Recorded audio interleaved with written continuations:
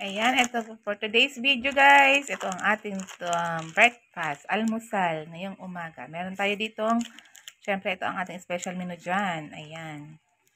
Buro ang tawag dito sa amin. I don't know lang po sa ibang lugar kung ano ang tawag dito. Bali ito guys, may isda yang kasama. Kaya siya tinawag na buro. Bali ito po ay kanin, bigas. Tapos nilagyan ng food coloring. Tapos may isda po dyan sa loob. Tapos binuro siya ng, ibig sabihin parang kumbaga sa isda, parang minarinated po siya ng matagal. Kaya yan, pwede siyang isawsaw dito sa eggplant. Ayan, kasi yung bata hindi naman kumakain ng talong.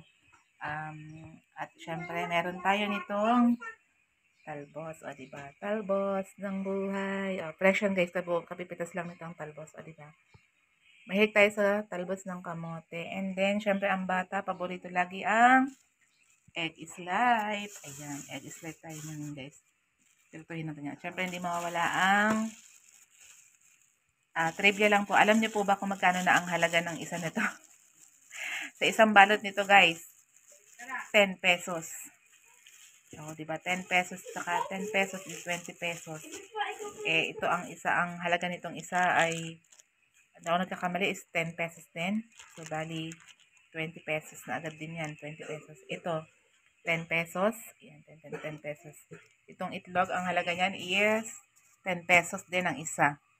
Itong talong po na ano lang po natin to sa kapitbahay. Syempre, yan tayong wala po kasi tayong tanim ngayon eh. Yan, lulutuin na natin to mamaya guys.